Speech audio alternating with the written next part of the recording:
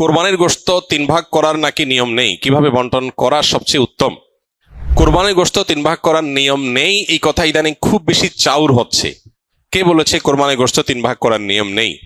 এখানে একটি ভুলকে সংশোধন করতে গিয়ে আরেকটা ভুল আমরা করে বসছি অনেকে। আর সেটি হলো, কোরবানির গোশত এ সম্পর্কে আল্লাহ রাব্বুল আলামিন কোরআনে হাকিমে বলেছেন, ফাকুলু মিনহা ওয়া তাইমু আল কানিআ ওয়াল মুতাররা।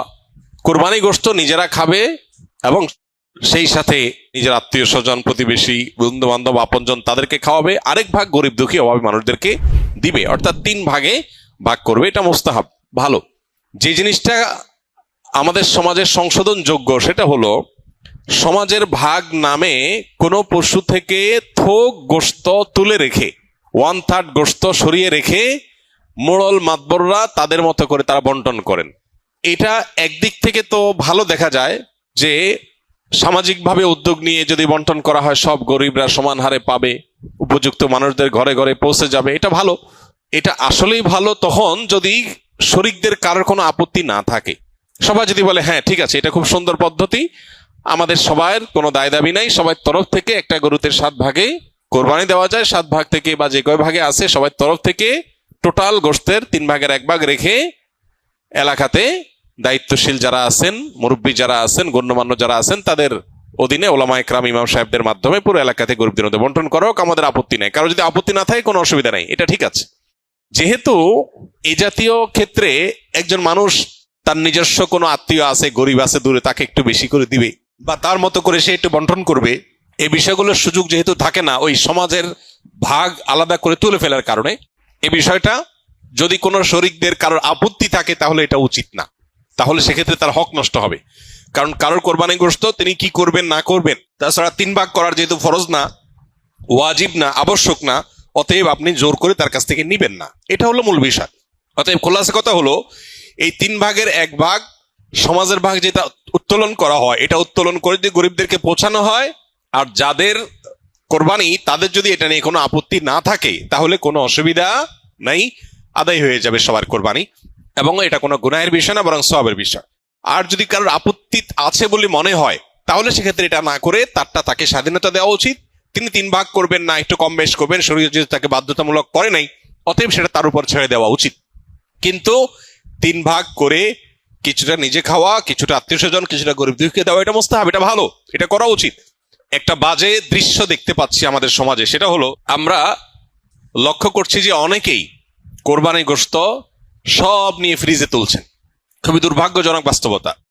যেখানে গরিব দুঃখীর হক আছে, তাদেরকে দেয়া দরকার, তাদের জন্য 1 ভাগ রাখার নির্দেশনা শরীয়তে আছে, সম্ভব হলে আরো বেশি রাখা উচিত, সেটা না করে বেশিরভাগ মানুষজন আজকাল সব ফ্রিজে ভরে রাখে, নামকা অস্তে সামান্য কিছু গরিব দুঃখীকে দিয়ে, আর বাকিটা স্তূপ দিয়ে রাখে সারা বছরের গোশত সংগ্রহ রাখার প্রয়োজনে। তো এটা কোরবানির তাৎপর্যকে নষ্ট করে। যে লোক আল্লাহকে সন্তুষ্ট করবার জন্য কোরবানি করেছে, সওয়াবের উদ্দেশ্যে কোরবানি করেছে, এটা তার কাজ হতে পারে না। অতএব 3 ভাগের 1 ভাগ করে গরিব দুঃখীকে গোশত দেওয়ার ব্যাপারটিতে আমাদের আরো বেশি আন্তরিক হওয়া উচিত। সম্ভব হলে বেশিরভাগ গরিব দুঃখীকে দিয়ে সামান্য একটু নিজে রাখলে আরো ভালো, যদি মনে হয় গরিব দুঃখী অভাবী মানুষের সংখ্যা বেশি হয়। অতএব 3 ভাগ করতে শরীয়ত ফরজ বা আবশ্যক করে নাই, ওয়াজিব করে নাই, এটা ঠিক, কিন্তু এর মানে এই না যে আমাদের সব গোশত ফ্রিজে নিয়ে ভরা উচিত, সেটাও ঠিক না। অতএব আল্লাহ তাআলা আমাদেরকে বুঝার তৌফিক দান করুন। কোরবানির জন্য কি পরিমাণ সম্পদের মালিক হতে হয়? কোরবানির ঈদের দিনগুলোতে, ঈদের দিন এবং তার পরে যে আরো 2 দিন 3 দিন কোরবানি করা যায় সর্বসাকুল্যে, এই দিনগুলোতে যার কাছে 52.5 তোলা রূপা কিংবা 52.5 তোলা রূপার বাজার মূল্য পরিমাণ টাকা অথবা এই জাতীয় সম্পদ থাকে যেটা যাকাতের সম্পদ হিসাবে কাউন্ট হতে পারে, এরকম সম্পদের মালিক যদি কেউ থাকে ঈদের দিনে, তাহলে সেক্ষেত্রে তার উপরে কোরবানি ফুকায়ে আহনাফের মতে ওয়াজিব, অন্য অনেক উলামাদের মতে সুন্নাহ। এই যে দিনগুলোতে কোরবানি ওয়াজিব বা আবশ্যক, এটার জন্য ওই নেশাব পরিমাণ সম্পদ 52.5 তোলা রূপার সমপরিমাণ সম্পদ, এটা 1 বছর থাকা জরুরি না। জাকাতের জন্য 1 বছর থাকলে যখন জাকাত আসে, কোরবানির জন্য 1 বছর থাকা জরুরি না, এই দিনগুলোতে থাকলেই কোরবানি বর্তায়। আমরা বিভিন্ন কবিরাজের কাছে তাবিজ কবজ নিয়ে থাকি, এগুলো ব্যবহার করা কি জায়েজ ইসলামের শরীয়তের দৃষ্টিকোণ থেকে জানাবেন প্লিজ। প্রথম কথা হলো যে নবী করিম সাল্লাল্লাহু আলাইহি সাল্লামের এক্ষেত্রে চিকিৎসার পদ্ধতি ছিল হলো ঝাড়ফুঁক, তিনি ঝাড়ফুঁক দিতেন। অতএব ঝাড়ফুঁক দেওয়ার এই আমলটা আমাদের করা দরকার এবং এই অভ্যাসটা বাড়ানো দরকার। সাহাবীদের মধ্যে কেউ কেউ সূরা ফাতিহা লিখে ঝুলিয়ে রেখেছেন, এটি সাব্যস্ত হয়। এই জন্য অনেক উলামা ইকরাম বলেন শেফার নিয়তে বিশেষ করে বাচ্চারা যারা পড়তে পারে না, এদেরকে যদি কোরআনের কোনো আয়াত, হাদিসে বর্ণিত কোনো দোয়া লিখে ঝুলিয়ে দেওয়া হয় সেটা জায়েজ আছে।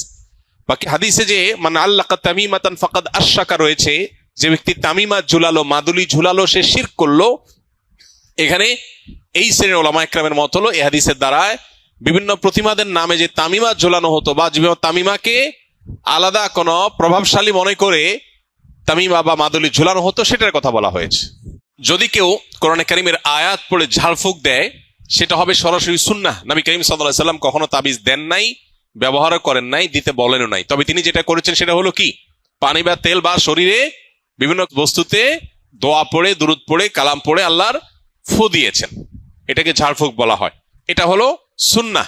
আর বাকি কোরআনে কারীমের আয়াত এবং কোরআন হাদিস বর্ণিত দোয়া দিয়ে যদি শুধুমাত্র তাবিজ ঝুলানো হয়, যারা পড়তে পারে না, অসুবিধা হয়, তাহলে সেক্ষেত্রে এটাকে ওলামা ইকরাম জায়েজ বলেছেন।